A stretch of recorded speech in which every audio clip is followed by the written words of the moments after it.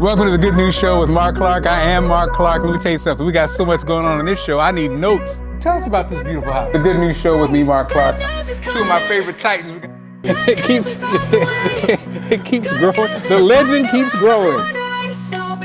The Good News Show with Marc Clarke. Of course, I am Marc Clarke. Good News Show with Marc Clarke, and I'm with the forever youthful Terrence Frazier. What's up, man? We're in Locust Point, Silo Point. The Lancasters are here. Kiki Cole is in the building. It's time to celebrate with some great food. Hi, my name is J. Wendell Gordon, the Warrior Lawyer. I have an office downtown Baltimore City. I practice in the area of criminal defense, personal injury, civil rights, and medical malpractice. If you need a good attorney, get Gordon on the phone. Thank you.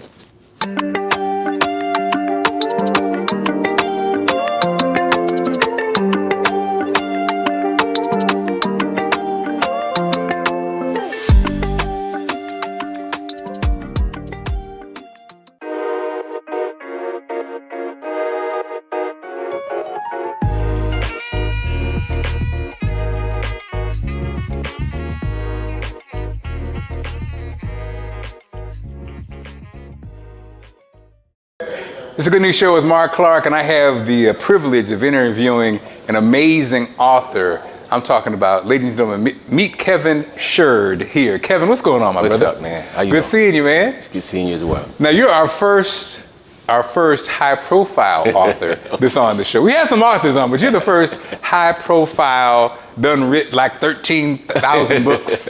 I know done writ's not it. But look, Kevin, first of all, welcome to the show. And, it's called The Good News Show because we really like to highlight those stories that could change your life. And actually, your brand, your story is one of amazing change, but not only change, but also playing that change forward. Thank you. And so let's start at the beginning, man. Who is Kevin Sherd? Well, today I'm a writer, author, advocate of all good things towards the underserved communities. But just writing, man. I love to write. That's it, just writing. I wake up in the morning, writing, and I go to sleep. And whatever that means, because what I found was writing was therapy, right? And so when it becomes therapy, or anything, you become to just love it. We'll say, yeah, I love doing X, Y, Z. And a lot of times, that's actually therapy for those people, whatever that is. Well, take us all the way back, Kevin. Before you were an author, who was Kevin back in the day, before writing books? A menace to society. Wow. Making all the wrong choices, impacting people's lives in all the wrong ways. Wow. Got in the streets, in and out of trouble, caught up in the underground drug economy. I'll call it that. And so how did that end for you? Not well. A total of 12 years in prison, California state and federal prison. But I always tell people, right? If I hadn't had those experiences, what would I write about today? Mm-hmm. You know what I mean? And would I even care about a lot of the issues that I advocate for today? Like returning citizens, drug prevention, uplifting youth. If I hadn't really seen these tragedies in real time, would I even care today? Would I even care to write about those issues? And so, Kevin, we talked about it off the air. We were talking about the why, why people use drugs. Mm-hmm. So now that you've had a chance to look back at your life, the why of getting into the drug trade, was it just that? Why was it that? Why wasn't it something else?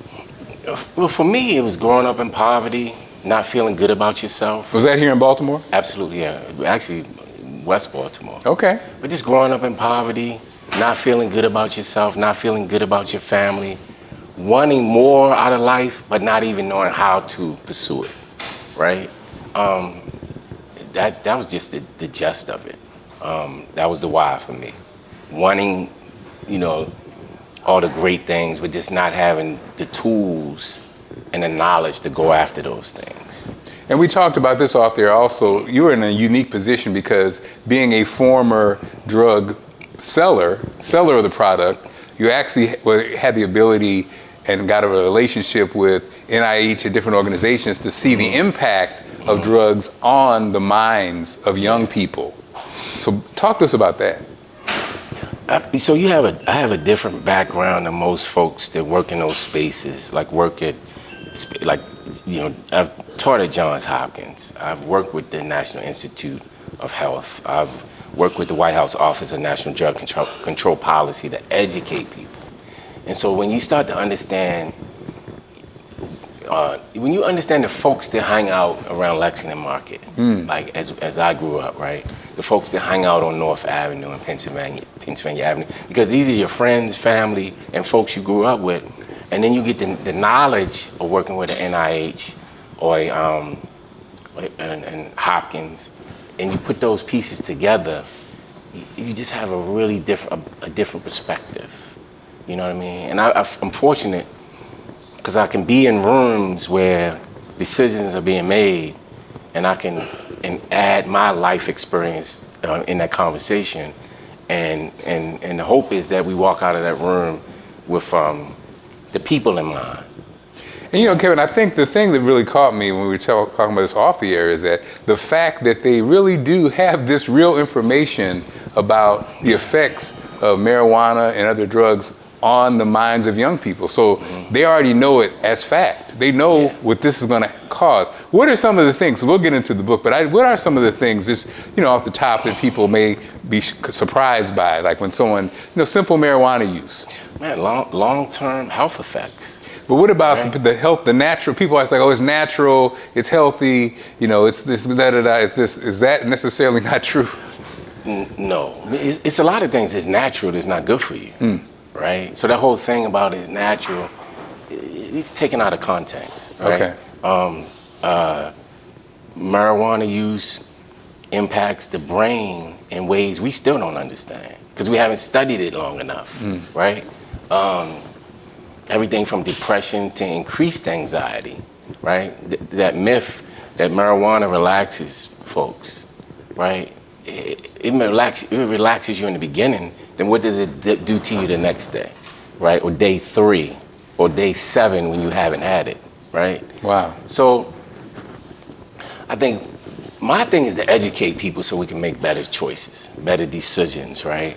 I think a lot of people make bad choices when you don't have the tools or the knowledge to make a better choice, right? Or you got the propaganda, right? Or you got folks that you admire and respect telling you, no, marijuana is not so bad, when that's just not the case. It may not kill you immediately, right? But it still might not make your life better, right? And if we're not doing stuff to make people's lives better, then what are we really doing? You know what I mean? And so I know when I came to Baltimore in '99, I think I was struck by, I wasn't really familiar with heroin, the effects of heroin. And that seems like so long ago. Now conversations are more around fentanyl and things like that. Opioids. So opioids. You've been in this whole space for quite some time. What's your take on what's happening now with the fentanyl, and do we have any success? Do things look any more positive than they did when you first started studying these things years ago? So it was, ironically, there was a report out recently that opioid overdoses was going down in Baltimore County, right? So that's a good sign, and I give that to this education and awareness, like people making better decisions. I think in the beginning, people just didn't know how fentanyl would impact their lives in such a negative way. And again, when you don't have enough information and you go down this road and then you become addicted, then you're in trouble, right? Because now it's beyond just, I want to make a better decision for my life. Now I'm addicted to an illegal substance, and I'm gonna have to fight my way out of that.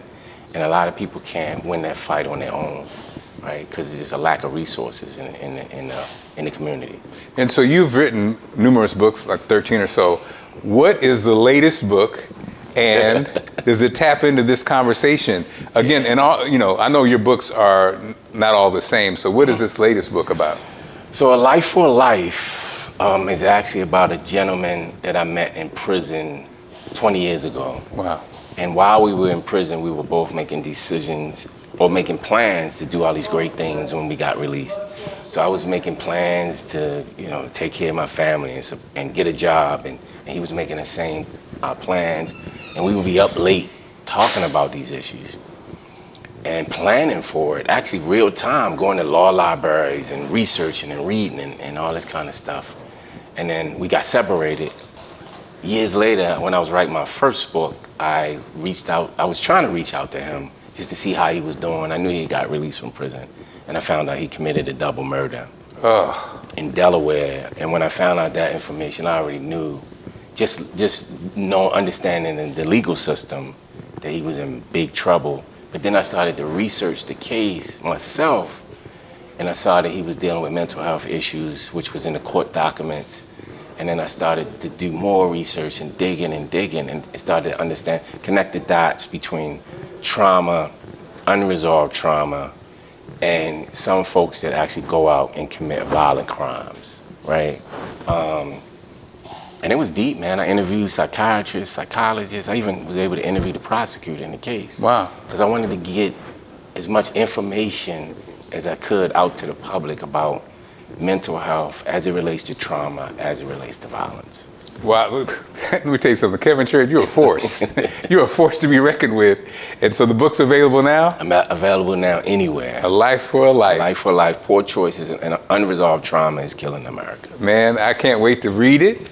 And you're going to give me that one, right? Yeah, this is yours. And I can't wait to read more of your books. And we need you. Thank you so much. Thank you. Thank you for what you're doing, my brother. Appreciate you. Thanks. It's a Good News Show with Marc Clarke. Good news is coming. Good news is on the way. Good news is right around the corner. So be happy all the way. Good news is coming.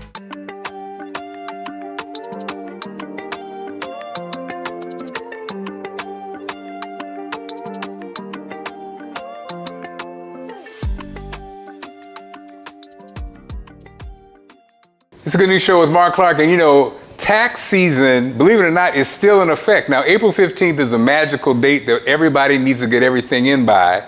And my next guest is the king of taxes. But what I learned from Clarence Jones, from Jones and Associates, is that April 15th actually is, for some people, the beginning. And CJ, you can explain. So welcome to the show, CJ. How are you doing, sir, Mr. Jones? Thank you, Mr. Clarke. How are you? Now, let me just say this for the record. CJ is my tax guy, and he saved me thousands. And my wife is in love with him because of that. So CJ, a lot of people have struggled because April 15th is the scary date. Oh, I got to get my taxes in. But what I learned from you was April 15th for many is the beginning. Exactly. In a lot of ways. And April 15th can actually be a chance for you to take advantage of taxes in 2025. Exactly. There's numerous programs to help you if you got tax debt. If you're in an installment agreement and the payments are too high, there are programs that will get you out. And I'm finding out that a lot of the public have tax issues and they lay down every night and they sleep on it, and I'm going to take care of it week after week, month after month, year after year. And the government is accumulating interest and penalties, and it's out of control. And now you're saying, what am I going to do? Well, okay. Call CJ. Call the doctor. Call the United Minority Business Coalition, UMBC. We have programs to get you out. We can get you out at as little as 10% of the debt.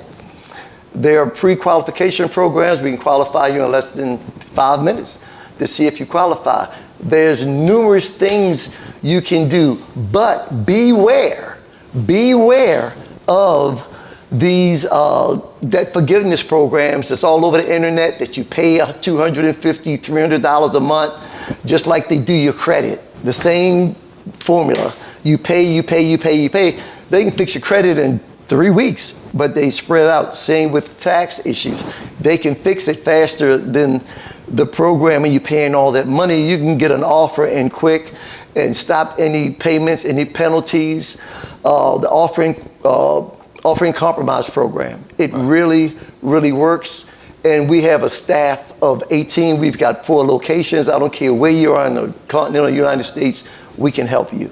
I love it. And CJ, so a lot of people had questions about They're noticing the federal has been slow in returns, and even the state, Maryland and DC, people have noticed seemingly delays. Is that common this year?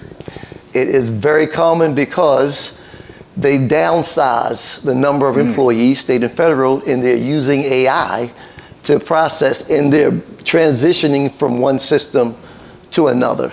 So at the cost of the taxpayer, so your refunds are moving slower, so the government is making more money on interest holding your money. Wow. So CJ, so people who want to reach you, how do they reach you? 410-399-1433 or UnitedMinorityBusinessCoalition.com.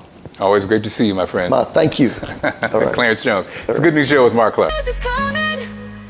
Good news is on the way. Good news is right around the corner. So be happy all the way. Good news is coming.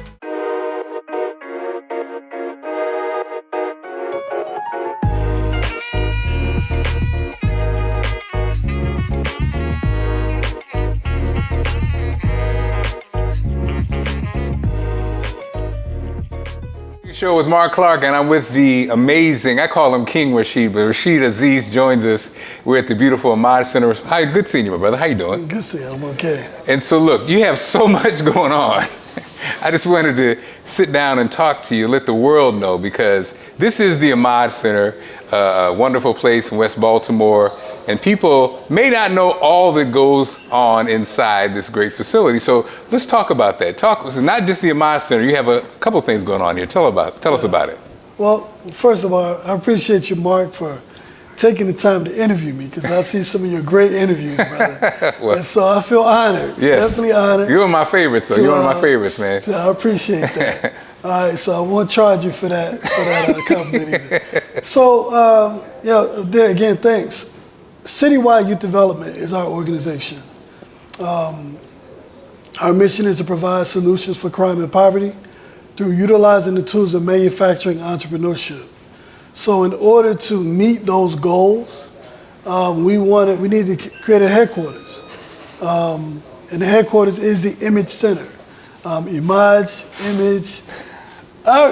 We call it the Emage Center. You like Emage? I do say Emage. See, Emage sounds more sexy. So I think I'm gonna have to switch it up and call it the Emage so people can have that flair to it. But that acronym means entrepreneurs making and generating enterprises. And the focus again is to use crime and poverty, to use manufacturing and entrepreneurship as a tool to reduce crime and poverty. So our strategy was to create an economic development center, which West Baltimore hadn't had an economic development center in its history. And we wanted to create that center, focus it here in the neighborhood. And in the hood is what is a historic building. Yeah. Used to be owned by Little Melvin. All type of activities went on in this space. It was abandoned. And we were blessed with the help of Senator Antonio Hayes to secure the property, and then from Lieutenant Governor Rutherford and others and foundations to help now build a multi-million-dollar facility that not only houses the headquarters for Citywide Youth Development, but other social enterprises that we created. I love it because you have, it's almost like a chicken or the egg situation. Yeah. They're finally dumping good money into West Baltimore, yes. And here you are. This really could be a savior for so many young people. And, from the manufacturing we have with sewing to the media that hopefully I'll be a part of, Definitely. To the technology that you're bringing. Then also we talk about, your frozen deserts, your cafe, which is beautified outside, the fact that you're in, the stadiums. Yeah. And that's growing every year. Yes, sir. And so, when should we see? I know you're expanding. Is that starting in June? Yes. Well, for the expansion, we've created multiple social enterprises, again, to provide relief for crime and poverty through utilizing those tools. And those tools were enterprises that we created, social enterprises. One of those was Frozen Desert Sorbet, and now Frozen Desert Sorbet and Cafe. So we started through that mechanism of distributing a sorbet, I went to Ice Cream University at Penn State. I love it. And got my certification of making frozen desserts. And we make the best sorbet and ice cream in Baltimore City, if I say so. I agree. We've created 200 jobs through distributing our sorbet over the last decade, and ice cream of young adults from the ages of 14 to 24 throughout Baltimore City. Parks and Recs, in the harbor, as well as Oriole Park. So that product that we created that started and originated from mobile push carts in the hood up until Freddie Gray. And thankfully we were able to leave the neighborhoods at that point to go in more established areas to distribute the sorbet and safe zones so that the young people wouldn't have to endure what young people endure in the hood when they're making money, right? We're able to secure great relationships with the state of Maryland, the city of Baltimore, Waterfront Partnership, to house our carts on their properties so that the young people can distribute and sell the sorbet, make some money, help take care of themselves, help support their households, etc. So those are some of the things that make it all worth it.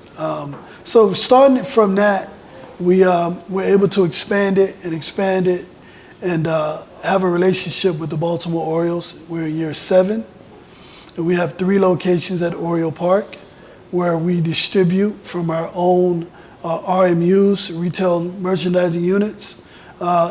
It's a private label arrangement. At Oriole Park, our frozen desert sorbet is actually called 7th Inning Sorbet. Oh, wow. At Oriole Park. And we, year 7, we have 3 locations at the park, and we distribute not only our sorbet, but our ice cream that we manufacture, and another creation called Oasis Punch, which is a lemonade infused with sorbet. Oh, man. And, we're the only ones at the ballpark that have it. So if you go to Oriole Stadium, folks, we have 3 locations across from Boogs, by the kids' playground, and on the 3rd floor. 7th Inning Sorbet carts. We want to see you there, Baltimore. I love it. Made in Be More Clothing. That project and social enterprise took off because of our relationship with Under Armour that took place 6 years prior. We're located in Port Covington, or formerly Port Covington, for 4 years working with Under Armour Lighthouse and a manufacturing training program. And that took place for 4 years. All of our students, our staff went through that training program, actually interned and were paid and worked at Under Armour. And we got 3 cohorts of students that went through our 12-week manufacturing training program that were hired at Under Armour, that worked there, and we also got them job placements in other facilities. Perfect. We took that model and we expanded that model to include Students of Style, which is a first of its kind school uniform initiative, where it's a reimagination of the relationship between the community, the student, and school uniforms, and the school. And what we do there is students help participate in design of school uniforms. We have local designers, finalize the design. And locally here in our facility in the Emage Center, we cut, sew, and manufacture the school uniform. And we actually operate a school retail shop in the facility. Right now, our partnership is with Frederick Douglass High School, and we're in talks with several other schools to expand those relationships, which will create more jobs locally, manufacturing school uniforms that are quite honestly made in China and Pakistan and other countries. Come on. So we can now do that on West North Avenue. But more importantly, the Emage Center is being known as a destination to bring your family to come and eat, to come and shop, and to come and play. Now, what do we mean by come and eat? The facility, the Emage Center, located at 2132 West North Avenue in West Baltimore, 2 blocks from Coppin State University, is a multi-million-dollar redevelopment of a formerly abandoned property. And $3 million was invested into making this look like it was in Canton, Fells Point, or the Inner Harbor. Yeah. Right? we created an oasis in the desert, a community that doesn't have many jobs, that has a lack of, is a food desert, it's an employment desert, and now we have the Emage Center acting as an oasis. So when people pass by 2132 West North Ave, they'll see these bright, vibrant colors, palm trees, et cetera, and what do you call it, in paintings, but that is really what this place represents, an oasis. So we have an outdoor dining where people can come and eat inside the cafe, outside the cafe. The menu from pizza to pasta to gourmet salads. When it comes to outside, we have an outdoor dining space that is available for private events. It seats 90. We have an outdoor kitchen, right? Only outdoor kitchen in West Baltimore. Right, beautiful, beautiful space, beautiful aroma, beautiful aesthetics. Is an absolutely amazing space that we invested quite a few dollars for. So you have grilled fish, grilled seafood, grilled chicken, fried chicken, and homemade fries. Right. In addition to that, you can get platters. So and don't forget all pizza of that. now. Oh, of course, the pizza is the best in the city. Right? And in addition, we manufacture ice cream and sorbet on site. I love it. So look, a lot going on here, but the best part is more to come. The more to come is two things, and I'll be real quick. Starting mid-May through October, 4 days a week, Thursday through Sunday, we're operating a splash park in the back of our building at Herbert Street Park. It's called the Oasis at Herbert Street Park. And it's going to be a park open to the public. There's a small fee. You can reserve it for events, birthday parties, activities, summer camp, school trips. A small nominal fee. You can go to our website or go to citywideyouthdevelopment.org, and click on the reservation. We host events at the park, but it's a splash park. I love it. Meaning it's an inflatables park with 20-foot tall water slides, 50-foot long obstacle courses, as far as bouncy houses. So it's the city's first permanent inflatables park. Wow. That's located right behind the Emage Center, and it will operate from May through October of this year. Yes, sir. Mr. Aziz, what else can we say? Yes, sir. I love it. Keep up the great work, and I can't wait to see all the great developments. Yes, sir. We appreciate it. And please, I'm tuning in. You guys come, 2132 West North Avenue to the Emage Center. We're looking forward for you to get some of this gourmet food. Thanks again. It's a Good News Show with Marc Clarke. This is Mayor Brandon Scott inviting Lottie Dottie and everybody to the 49th and Fram in Drew Hill Park Juneteenth weekend. Come see Patti LaBelle. Come see Juvenile. Come see A. Marie as they all hit the stage for the biggest, blackest time and the biggest, blackest Juneteenth celebration in the country. Welcome to the Good News Show with Marc Clarke. I am Marc Clarke. Let me tell you something. We got so much going on in this show. I need notes. Tell us about this beautiful house. The Good News Show with me, Marc Clarke. Two of my favorite titans. It keeps growing. The legend keeps growing.